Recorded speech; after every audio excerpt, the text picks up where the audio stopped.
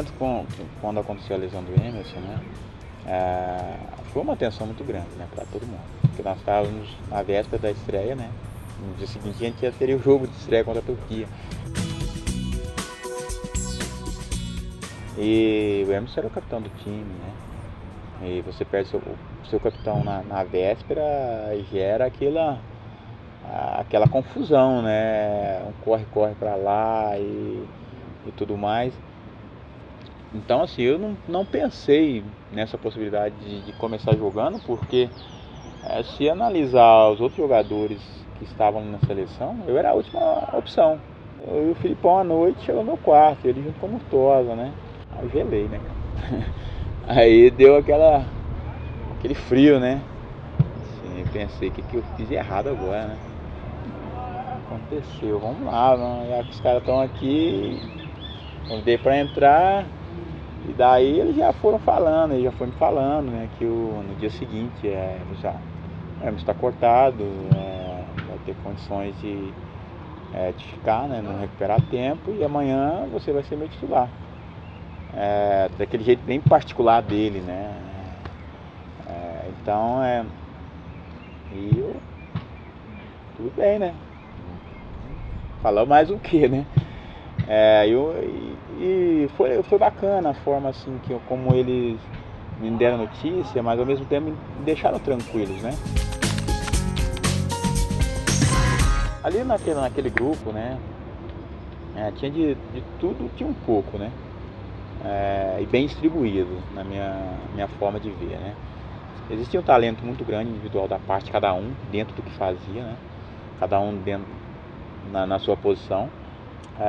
Um comando que aquele grupo precisava para saber conduzir e controlar, acho que assim, a parte emocional e acho que o ego de cada um também. Depois de um tempo, né, mais consciente, mais tranquilo, você começa a voltar.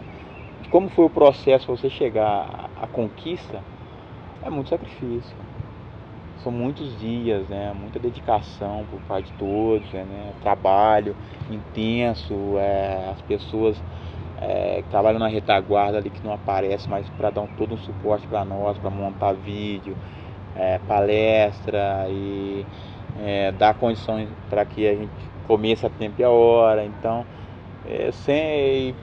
com isso, a dedicação de cada atleta em prol do objetivo, a gente só falava em ser campeão, não tinha outra palavra, né? Foi muito oba-oba, né? Em cima da seleção, acho que um certo exagero, né? A gente não tinha, digamos aí, tempo de respirar, né? Para treinar direito, digamos assim, sem aquele oba-oba todo, né? Torcida, um excesso da imprensa também. Não que a imprensa tenha de estar proibido, mas a gente treinava, a imprensa estava a 1 metro, 1,5 metro da gente filmando, comentando o treinamento, né? Então a gente não tinha a liberdade, digamos aí, de conversar as brincadeiras que a gente estava acostumado, né? O grupo ficou tolhido nessa questão, né? E a questão mesmo no dia dos treinamentos, né? O fato de estar torcedor, a maioria dos treinos, os jogadores começaram a sentir intimidade de até errar um chute a gol, né? Tentar. Porque daí erra um, erra outro, daí a pouco erra o terceiro, o próprio torcedor que estava ali para aplaudir começava com aquele ensaiar uma vaia, né? Então o pessoal começou a ficar meio que inibido até, né? Acho que a gente precisava de ter tido uma privacidade maior na questão de treino. Até pelo oba-oba que existia muito em torno da seleção brasileira, você sentia que o clima estava mais solto, né? Entre os jogadores, né? E até a forma como, a partir do momento que a competição começou realmente, estava diferente, né? Não tinha aquela mesma, vamos colocar, aquela mesma concentração em relação ao que tinha sido em 2002. A pressão era diferente, né? Em 2002 ninguém acreditava no Brasil. Nós tivemos que provar uma situação, né? Sair do zero para chegar de 0 a 100, né? Ali, digamos que a gente já estava a 100, né? Ali no top, ali eu era o favorito. E houve aquele relaxamento, né, por parte do grupo, e aí o grupo não conseguiu se ajustar da forma como precisava realmente, né. Para 2010, eu fui parte fiz parte de um grupo que teve que assim, juntar os cacos da seleção brasileira. Nós tivemos que juntar o caco da seleção brasileira porque era uma seleção que todo mundo esperava que fosse campeã e não foi. E eu estava tendo poucos jogos da seleção dentro do Arsenal, mas eu continuava fazendo parte da seleção, né? Eu assim, eu tinha que dar vida, né, para mim, porque eu tinha um cara ali que apostava em mim, um cara ali que confiava no meu trabalho. E eu toda hora no Brasil aqui, pô, o Gilberto não tem que ir na seleção brasileira, tem que ir jogador tal, jogador X, jogador Y e tudo mais, tá melhor, ele não joga no Arsenal, por que joga na seleção? E eu tinha que responder esse monte de questionamento, era como eu chegar numa linha de frente de guerra. Mas em momento algum eu desrespeitei o trabalho de ninguém, mesmo em vários momentos ter me sentido desrespeitado e desvalorizado.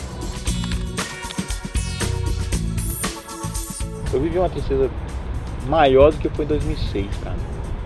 Ela foi muito mais difícil para mim absorver aquela derrota contra a Holanda do que a derrota contra a França. O grupo, com toda a dificuldade, né, que o trabalho foi montado desde a pós-Copa de 2006, né, o grupo foi se fortalecendo, né, criou-se uma amizade muito grande, um respeito muito grande ali dentro, né. Nós perdemos a nossa oportunidade, então nós abrimos a boca ali sem vergonha de chorar, de choro doído realmente. Tava tudo aqui nas nossas mãos e de repente saiu entre os dedos, né? Mas entende que assim, coisa do futebol. Todo mundo criticava o Dunga porque ele não liberava o trabalho da imprensa. Mas ninguém sabe que muita coisa foram os jogadores, nós jogadores que fizemos. Então ele tomava, porque já existia uma rejeição muito grande quanto a ele, e ele acaba recebendo um impacto maior, entendeu? Pro seu treinador, pro seu Dunga, né? Mas muita coisa ele brigou no bom sentido, né? Ele batalhou para que fosse atendida as nossas exigências, né? Coisas que nós vivemos em 2006 que a gente não queria passar novamente. Mas em momento algum a gente proibiu o trabalho da imprensa. A gente só queria que tivéssemos mais privacidade em relação ao que foi em 2006. Mas muita coisa partiu de nós jogadores. Já existe uma base, né, formada, e acredito que pode haver ainda alguma surpresa, mas não muita, né? E a gente, na condição de espectador, fica sempre a torcida, né? A torcida para que, principalmente, poxa, nós estamos tendo a oportunidade de ter a Copa aqui no Brasil depois de muitos anos, né? Então, uma grande oportunidade para fazer uma grande Copa, mas hoje, na minha opinião, nós não somos favoritos, nós temos que entender isso. Temos um grupo jovem que está amadurecendo com dificuldades, que é normal. Eu acho que até o fato de não ter as eliminatórias é algo que prejudica bastante, né? Porque a seleção deixou de competir nesse período todo, né?